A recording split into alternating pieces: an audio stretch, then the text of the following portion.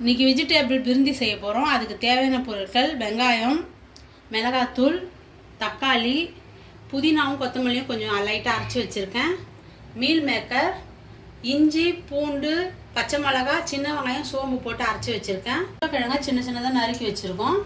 அரிசி பாஸ்மதி ரைஸை கழுவி வச்சுருக்கேன். அட்சன் தயிர் எடுத்து வச்சுருக்கேன். எண்ணெய் ஊற்றிக்கிறோம்.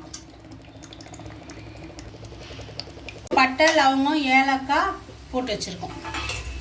இப்போது ஆனியன் போட போகிறோம்.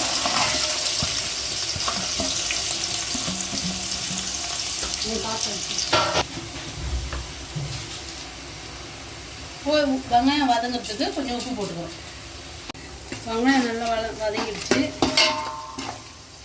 இப்போ இஞ்சி, பூண்டு அதெல்லாம் அரைச்சி வச்சுக்கலாம்.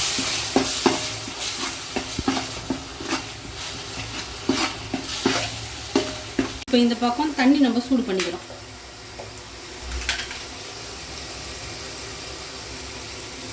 இதெல்லாம் நல்லா சவந்துச்சு. தக்காளி போட போகிறோம். இப்போது தக்காளி, வெங்காயம், இஞ்சி, பூண்டு பேஸ்ட்டும் போட்டு எல்லாம் வதங்கிடுச்சு. இப்போது புதினா கொத்தமல்லியும் சேர்க்க போகிறோம்.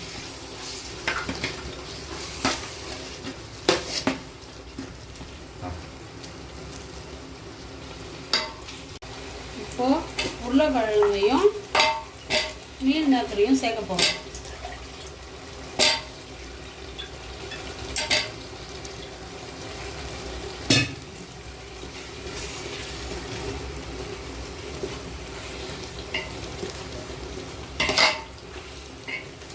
தேவையான அளவு உப்பு போட போகிறோம். ஏற்கனவே நம்ம வெங்காயம் வதங்கிறதுக்கு கொஞ்சம் போட்டிருக்கோம், அதனால் தேவையான அளவு உப்பு போட்டிருக்கோம்.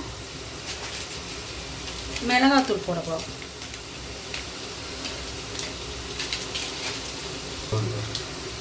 இப்போ தயிர் சேர்க்க போகிறோம்.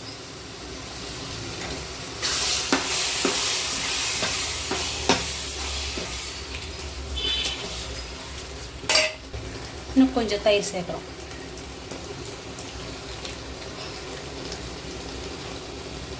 இப்போது எல்லாம் நல்லா வதங்கிடுச்சு.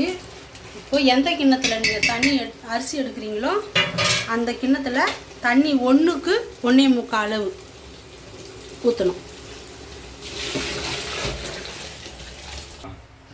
இப்போ நான் அளந்து வச்சுருக்கேன், அதனால் நான் எடுத்து ஊற்றிட்டேன். அப்படியே இப்போது நீங்கள் உப்பு காரம்லாம் கொஞ்சம் பார்த்துக்கோங்க. இப்போ உப்பு காரம்லாம் நீங்கள் பார்த்துட்டு கம்மியாக இருக்கிற மாதிரி இருந்ததுன்னா கொஞ்சம் போட்டு உரைக்கிற மாதிரியே போட்டுக்கோங்க. ஏன்னா அரிசி போட போகிறோம் நம்ம, அதுக்கு கரெக்டாக வந்துடும். இப்போ தண்ணி நல்லா கொதிச்சிட்டு அரிசியை போட போகிறோம்.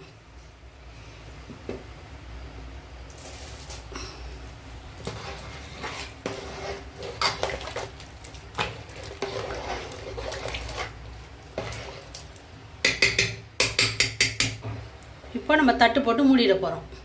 இப்போ நம்ம ஊற்றின தண்ணிக்கு மேலே சாப்பாடு கொஞ்சம் வந்துடுச்சு. இப்போ என்ன பண்ணணும், சிம்மில் வச்சு தட்டு போட்டு மூடிடணும்.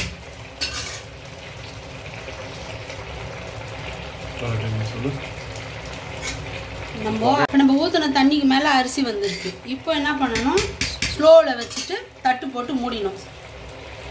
வெஜிடேபிள் பிரியாணி ரெடி ஆயிடுச்சு.